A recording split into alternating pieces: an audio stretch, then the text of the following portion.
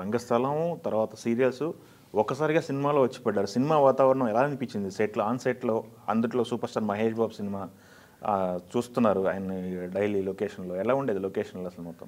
Location అంటే ఇప్పుడు రంగస్థలం అనేటప్పటికీ జనం యాక్చువల్గా చెప్పాలి అంటే రంగస్థలం మీద యాక్టింగ్ చేస్తున్నప్పుడు ఆ లైట్స్ అవన్నీ ఉండడం వలన ఆడియన్స్ కనిపించారండి. ఆర్టిస్ట్ అంటే కొంతమంది ఆర్టిస్టులు ఎప్పుడైతే ఇన్వాల్వ్ అయితే డెఫినెట్గా ఎవరు కనిపించరు, ఒక బ్లాంక్ అంతే ఒకటి. సో వాళ్ళు మనల్ని గమనిస్తారు కానీ నేను ఎవరిని గమనించలేను. సో దానిని మనం టీవీ వచ్చినప్పటికీ టీవీలో కనపడుతుంటాయి మొత్తం అన్నీ. టీవీ వాతావరణం మామూలే, పెద్ద నేను అంత గొప్పగా చెప్పాను కానీ ఓకే, చిన్నగా ఉంటుంది మొత్తం అంతా, ఒక స్టూడియోలోగా ఒక చిన్నగా ఉంటుంది. సినిమా అనేటప్పటికీ దాని యొక్క యాంబియన్స్ అనేది చాలా డిఫరెంట్గా ఉంటుంది మొత్తం. చాలా 100 మంది ఉంటారు మొత్తం. 100 మంది ఒక్కరి కోసం ప్రయత్నం చేస్తుంటారు, కష్టపడుతుంటారు. సో ఎదురుగా కెమెరా ఉంటుంది, ఆ కెమెరానే నా ఆడియన్. అది ఆ యొక్క ఫార్ములా నేను మర్చిపోనండి. నాటకంలో నాకు కనిపించదు, ఇక్కడ ఆడియన్స్ కనిపించరు. అక్కడ లైట్లు కనిపిస్తే ఇక్కడ కెమెరా కనిపిస్తుంది. సో నేను ఏం చేసినా సరే ఆ కెమెరాకే చేయాలి. ఓకే, అది పెట్టుకున్నానండి. పెట్టుకొని ప్రేమించాను సార్. చాలా బాగా, చాలా ఇష్టం నాకు ఆ కెమెరా ముందు. ఎందుకంటే ఒక 10-15 సంవత్సరాల పాటు ఆ లోపల ఉన్న నటుడు అనేవాడు అది చాలా వాడు ఆ యొక్క వాక్యూమ్ వచ్చేసేసి ఒక్కసారి బయటకు వచ్చినప్పుడు ఆ కెమెరా చూడంగానే ఎంత ఆనందం పొందుతామో అంత ఆనందం సార్. కెమెరా ముందు నటించడం అంటే నాకు చాలా ఇష్టం. ఇక మహేష్ బాబు గారు అంటే అంతకుముందు నేను ఒక సీరియల్ చేశానండి, జీకే మోహన్ గారు దాని దగ్గర సినిమానంద లహరి అనే ఒక సీరియల్ చేశాను. అప్పుడు వంశీ సినిమా జరుగుతోంది మన మహేష్ బాబుది.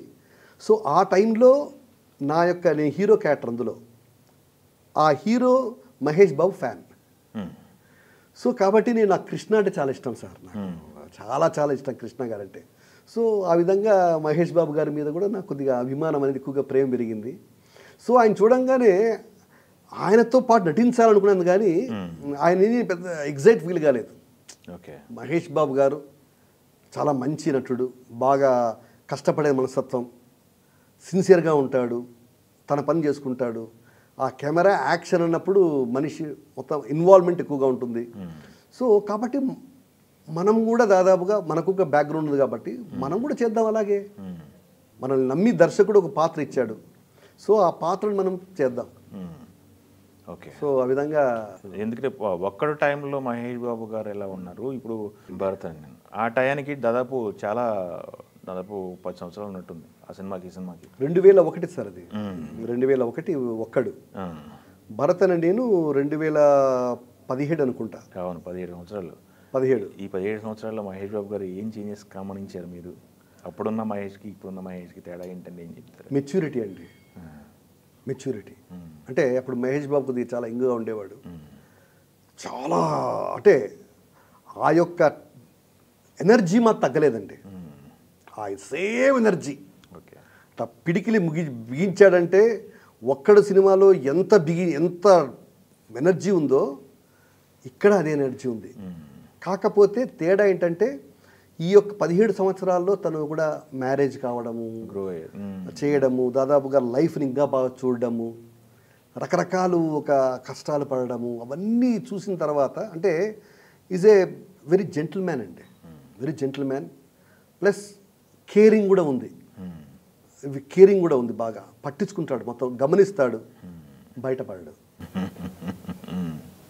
ఓకే, అన్నీ చూస్తాడు, బయటపడడు. ఎక్కడ పడాలో అక్కడే పడతాడు, అక్కడే ఓపెన్ అవుతాడు. అది నేను గమనించిందండి. అది ఓకే, అంత మాత్రం చేత వాళ్ళు మనల్ని గమనించరు అనుకోకూడదు. మనం ఏమిటో తెలుసు, అన్నీ చేస్తారు. బట్ కాకపోతే ఆ అవకాశం వచ్చినప్పుడు ఎక్స్ప్రెస్ చేస్తారు. అప్పటికి ఇప్పుడంటే కాస్త మెచ్యూరిటీ అండి.